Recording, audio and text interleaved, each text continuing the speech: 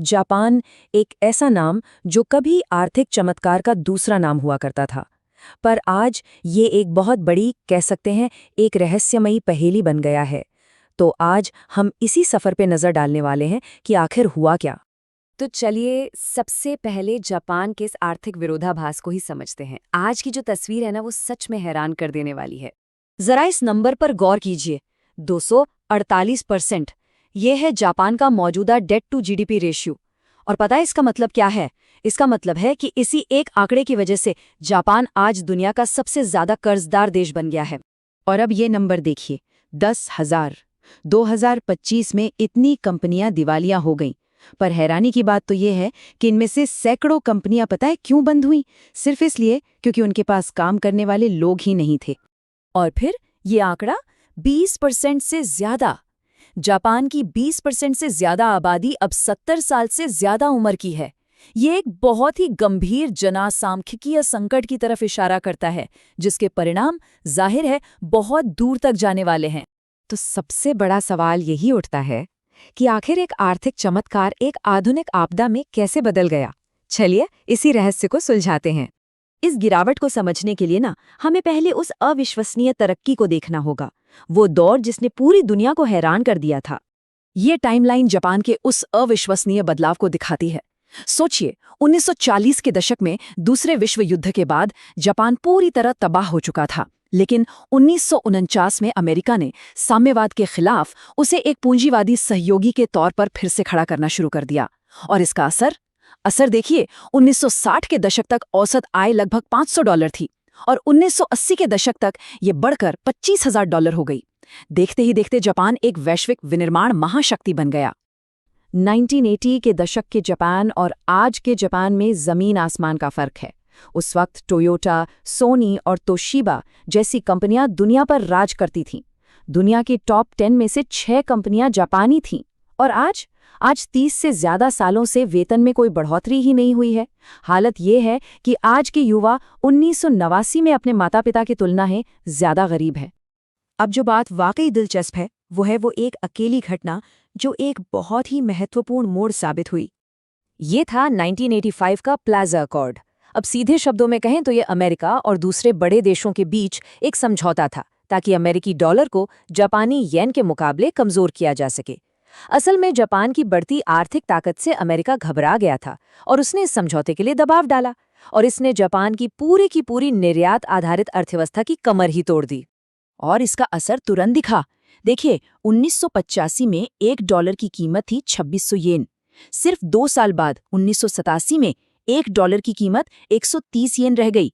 मतलब रातों रात जापानी उत्पादों का जो लागत लाभ था वो पूरी तरह खत्म हो गया। इसके जवाब में जापान ने 2 बड़े फैसले लिए और यहीं से कहानी ने एक बिल्कुल नया मोड़ ले लिया। पहला, बड़ी कंपनियों ने अपने कारखाने और अच्छी तनख्वाह वाली नौकरियां विदेश में शिफ्ट कर दीं, और दूसरा, बैंक ऑफ जापान ने घरेलू निवेश को बढ़ावा देने के लिए ब्याज दरों को 5% से घटाकर सीधा 2.5% कर दिया। और इसी दूसरे फैसले ने एक आने वाली आपदा की नींव रख दी। अब देखते हैं कि कैसे ये फैसला इतिहास के सबसे बड़े सट्टा बुलबुले में से एक में तब्दील हो गया। 1980 के दशक की शुरुआत में निकेई 225 स्टॉक इंडेक्स 6000 पर था। ये तब की बात है जब बाजार में सस्ते पैसे की बाढ़ नहीं आई थी। लेकिन 1989 तक ये इंडेक्स 38,915 के शिखर पर पहुंच गया। जरा सोचिए, एक ऐसी जबरदस्त उछाल जो कंपनियों और आम लोगों के उधार लिए गए पैसे पर टिकी थी, जिसे वो सब अंधाधुंध स्टॉक और रियल एस्टेट में लगा रहे थे।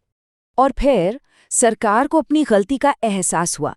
उन्होंने अचानक ब्याज दरों को 2.5% से बढ़ाकर सीधा 6% कर दिया, और बस ये बुलबुला फूट गया। अर्थव्यवस्था को ठंडा करने की इस हड़बड़ी भरी कोशिश ने इसे बुरी तरह से क्रैश कर दिया। 34 साल, जी हाँ, इतना समय लगा जापान के शेयर बाजार को अपने 1989 के शिखर पर वापस पहुंचने में। पूरे 34 साल। इस क्रैश के नतीजों ने ऐसे लंबे समय तक चलने वाले परिणाम पैदा किए जो आज भी जापान का पीछा नहीं छोड़ रहे हैं। कर्ज में डूबी कंपनियों को बंद होने देने के बजाय सरकार ने उन्हें जिंदा रखा, जिससे ज़ॉम्बी कंपनियां पैदा हुईं। ये ऐसी कंपनियां थीं जो सिर्फ नाम की थीं, ना तो वो कुछ नया बना सकती थी और ना ही लोगों को काम पर रख सकती थी। और एक अनुमान के मुताबिक ये सभी फर्मों का लगभग 30% थी। इस ज़ॉम्बी अर्थव्यवस्था ने एक तरह का इनोवेशन ब्लैक होल बना दिया, जहां नए आइडियाज और तरक्की सब रुक गए। इसका नतीजा देखिए, 1995 में जापान की जीडीपी $5.5 ट्रिलियन थी और अगले 30 सालों में ये असल में घटकर $4.5 ट्रिलियन रह गई। इसका मानवीय नुकसान तो और भी बड़ा था। कंपनियों ने एक दशक तक नए स्नातकों को काम पर रखना ही बंद कर दिया, जिससे एक खोई हुई पीढ़ी यानी लॉस्ट जनरेशन पैदा हुई, जिसने कभी भी उच्च स्तरीय कौशल हासिल ही नहीं किया। हालत यह है कि 50 साल के लोग आज भी अपने माता पिता की पेंशन पर जी रहे हैं। तो जापान की इस कहानी से आखिर क्या सीखा जा सकता है? 3 महत्वपूर्ण सबक सामने आते हैं। पहला, नई वृद्धि के लिए पूंजी को मुक्त करने के लिए जो अकुशल और कर्ज में डूबी कंपनियां हैं, उन्हें विफल होने दें। दूसरा, कभी भी एक ही व्यापारिक भागीदार पर जरूरत से ज्यादा निर्भर ना हो।